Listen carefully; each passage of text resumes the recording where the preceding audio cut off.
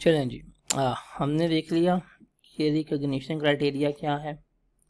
अब हम चलेंगे मैयर कैसे करना है, मतलब रिकॉर्ड कैसे करना है, मैयरमेंट क्राइटेरिया क्या है उसको हम देखेंगे। कि क्योंकि हमने तो क्वांटिफिकेशन करनी है ना, और हमने मतलब क्वालिटी तो नहीं बतानी कि हमारे पास एसिड इतना अच्छा है जापान से लेके आए हैं, हमने क्वांटिफाई करना है उसको। अब क्वांटिफिकेशन जो होती हैं वो हमारी मॉनेटरी टर्म्स में होनी है, वैल्यूज़ में होनी है, कितनी रकम है, क्या कितने पे लिया, और उसके ऊपर हमने बात करनी है कि हमने अब उसको रिकॉर्ड कैसे करना है, हमने उसको किस तरह से लेके चलना है। अब हमने इसके बारे में बात करनी है मेजरमेंट के ऊपर। तो जितनी भी चीज़ें हैं, मतलब अब हमने देखना है कि जो हमारी फाइनेंशियल स्टेटमेंट में एसेट्स हैं वो किस तरह से मेजर होंगे, हम उसको देखेंगे। जो हमारी फाइनेंशियल स्टेटमेंट में लायबिलिटीज़ हैं वो किस तरह से मेजर होगी, हम उसको देखेंगे। जो हमारे फाइनेंशियल स्टेटमेंट में एक्सपेंडिचर्स हैं कैसे मेजर होंगे, जो हमारा एक इनकम है उसकी मेजरमेंट कैसे होगी, उसको हमने देखना है। बिकॉज ये मेजरमेंट जो है अब ये बड़ी रिलायबल हमने करनी है, रिलायबली हमने इनको मेजर करना है ताकि वो जो हमारी इंफॉर्मेशन है वो हमें फिर ट्रू एंड फेयर जो उसका व्यू है वो मिल रहा हो। तो अगर मैं मेजरमेंट बेसिस की बात करूं, अगर अब देखिए मैं ये सारी डिस्कशन करूंगा आपको ऑटोमेटिकली माइंड में लगेगा यार ये चीज़ें तो हमें आती हैं, ये तो बड़ी आसान थी, ये हमने पहले पढ़ी हुई हैं।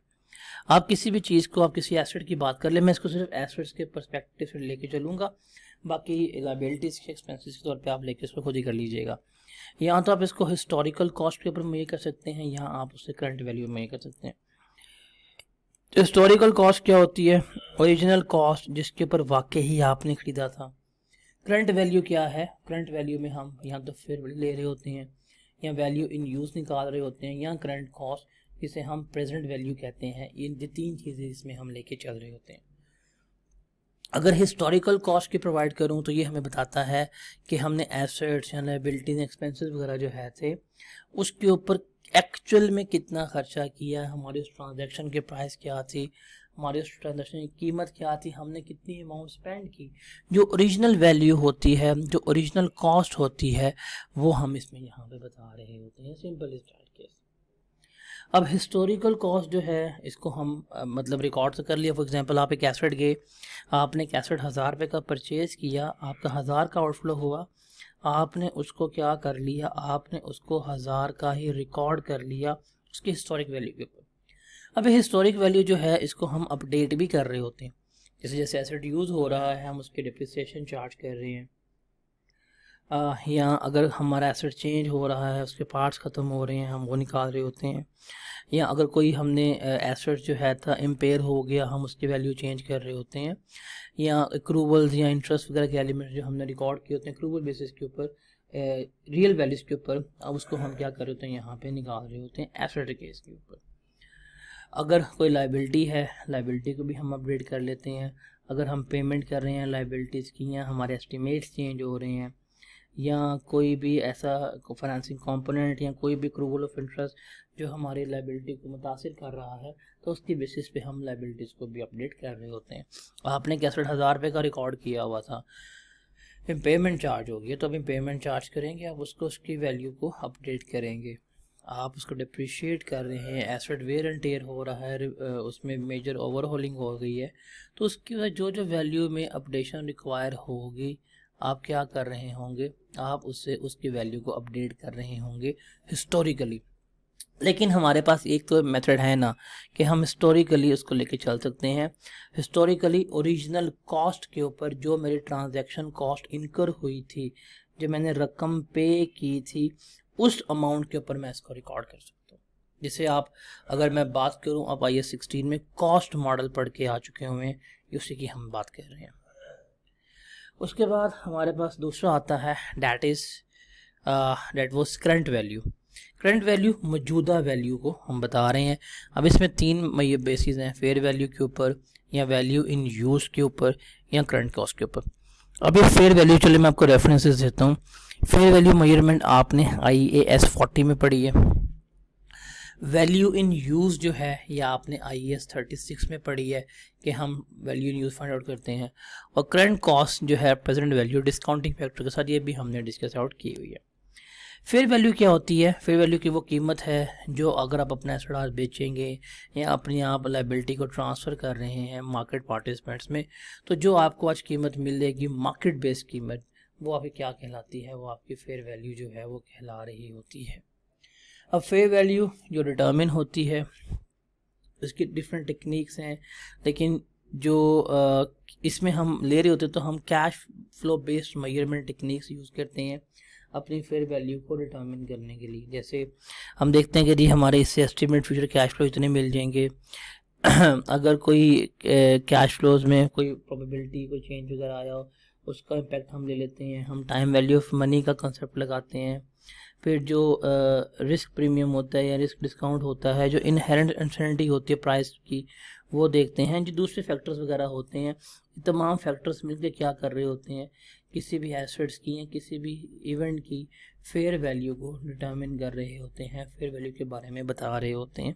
ये टेक्निक है, बट हमें ये नहीं पूछेगा, हमें बस पता होना चाहिए फेयर वैल्यू क्या होती है। फेयर वैल्यू क्या है? जो मार्केट पार्टिसिपेंट्स में हमें मिलेगी। मतलब मेरे पास फॉर एग्जांपल आज एक आईफोन है और मैं आज आईफोन को मार्केट में बेचना चाहता हूँ। जो मुझे उसकी मार्केट में आज कीमत मिल रही है या लग रही है, वो मेरी फेयर वैल्यू कहलाएगी। वो मार्केट कीमत कैसे कैलकुलेट हुई है, मतलब उसे क्या फैक्टर से, क्या कैश फ्लो से, क्या इनहेरिटेंस से, वो मेरे लिए रेलेवेंट नहीं होगा, इस लेवल पे मेरे लिए रेलेवेंट नहीं होगा। उसके बाद है value in use. Value in use क्या होती है कि अगर आप किसी एसेट को इस्तेमाल करते हैं, उसको इस्तेमाल करने से जो आपको कैश फ्लोज इन होते हैं, जो आपको कैश फ्लोज अर्न हो रहे होते हैं, आप उनकी पीवी निकाल लेते हैं कि यार मैं इसको इस्तेमाल करता रहूँगा तो इतने पैसे मुझे जो है वो हासिल होंगे, इतने पैसे मैं कमा लूँगा इसमें से। तो वैल्यू इन यूज़ है। ये वैल्यू इन यूज़ हमने IAS 36 में कैलकुलेट करना सीखी है, तो इसके बारे में इतनी डिस्कशन नहीं कर रहा। करंट कॉस्ट क्या होती है? आप करंट कॉस्ट को कह सकते हैं फॉर एग्जांपल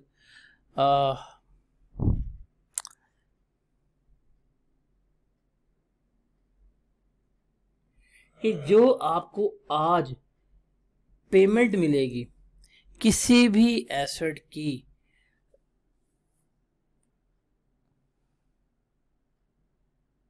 डिस्पोज करने के ऊपर, वो आपकी क्या कहलाएगी? वो करंट कॉस्ट कहला रही होगी।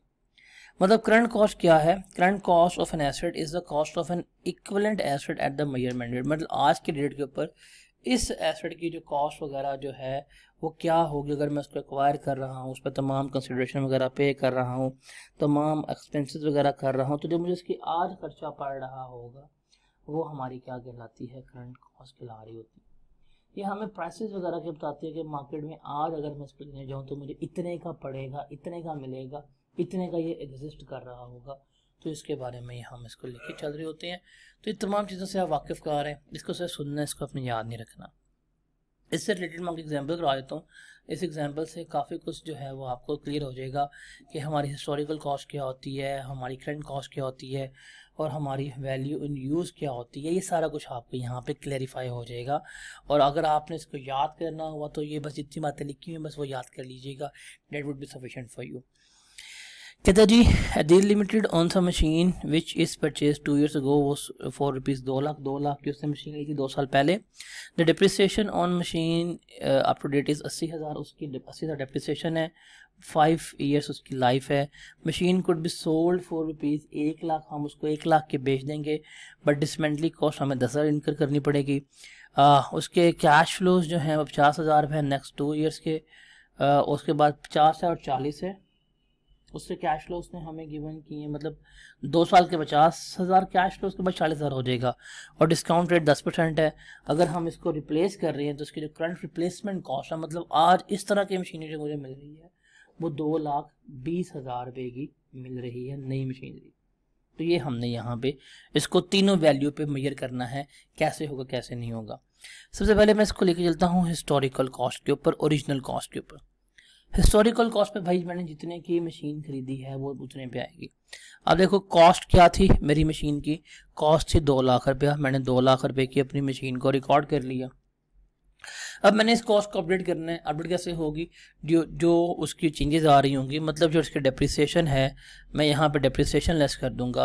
वो कितनी थी, डैट वाज 80,000। 80,000 मैं इसमें से लेस करवा दूंगा, तो इसकी बुक वैल्यू आ जाएगी मेरे पास, कितनी होगी, डैट वुड बी 120,000। ये मेरी हिस्टोरिकल कॉस्ट है। अगर मैं इसको रिप्रेजेंट करना चाहूँ फेयर वैल्यू के तहत, तो फेयर वैल्यू मॉडल में इसकी रिप्रेजेंटेशन है कि आज मार्केट में कितने पैसे मिलेंगे। तो देखो जी, फेयर वैल्यू मार्केट जो है वो इसकी 1 लाख रुपया है कि मैं इसको मार्केट में जाऊँ बेचने, तो 1 लाख रुपया मुझे मिलेगा इसका। तो ये जो है मेरी फेयर वैल्यू होगा। डिसमेंटलिंग कॉस्ट इसमें से नहीं आएगी, वो क्योंकि dismantling cost already SD cost का पार्ट बनी होती है, तो वो इसमें नहीं आएगी। फेयर वैल्यू इसकी ये रिकॉर्ड हो रही है। अगर मैं इसकी वैल्यू इन यूज़ निकालना चाहूँ तो हम निकाल सकते हैं। हमारे पास ईयर 1 है, ईयर 2 है, ईयर 3 है। ईयर 1 का हमारे पास कैश फ्लो है 50,000, ईयर 2 का हमारे पास कैश फ्लो है 50,000, ईयर 3 का हमारे पास कैश फ्लो है 40,000। डिस्काउंटिंग रेट हमारे पास है जी 10%, ये हो जाएगा 1.1, ये हो जाएगा -2, ये हो जाएगा हमारे पास -3। आप इनकी अगर निकालेंगे राउंडेड फिगर में, पीवी आ जाएगी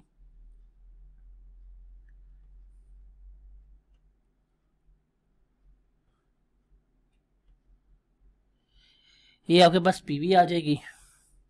आप इसको जमा करेंगे तो आपके पास आ जाएगी ये है इसके लिए वैल्यू इन यूज़। इस एसेट को इस्तेमाल करेंगे, इसकी वैल्यू इन यूज़ ये आएगी। और करंट कॉस्ट मतलब इस एसेट की मौजूदा कॉस्ट क्या होनी चाहिए वो। अब इस तरह की जो नई मशीन है वो है न्यू मशीन, जो 2,20,000 रुपये की है ये, लेकिन ये मशीन तो चल चुकी हुई है। ये मशीन जो है ये तो चल चुकी हुई है 2 साल, तो मुझे नई मशीन आज मिल रही है 2,20,000 रुपये की। अगर मैं इस नई मशीन की 2 साल की डेप्रिसिएशन जो है वो लेस करवा दूं, 5 पे डिवाइड किया, 2 से मल्टीप्लाई किया, 88,000 आ जाएगी। मतलब जो आज की मौजूदा मशीन 2,20,000 है, अगर मैं उसके 2 साल की डेप्रिसिएशन लेस करवा दूं तो वो आ जाएगी 1,32,000। ये जो 1,32,000 है ये मेरी बन रही है करंट कॉस्ट, कि इस कॉस्ट के ऊपर मेरी ये बन रही है। मतलब फॉर एग्जांपल अगर मैं इसको बेचने जाऊंगा तो 1,32,000 रुपये की मेरी ये मशीन एडजस्ट हो रही होगी। तो ये मेजरमेंट मॉडल्स हैं जो हम लेके चल रहे हैं, सारे आपको आते होंगे, इनमें कोई किसी किस्म की प्रॉब्लम वगैरह आपको नहीं फेस होगी, बिकॉज आपने IAS 16 और नॉन करंट एसेट्स के तमाम एरियाज बड़ी डिटेल में डिस्कस किए हुए हैं। Got it.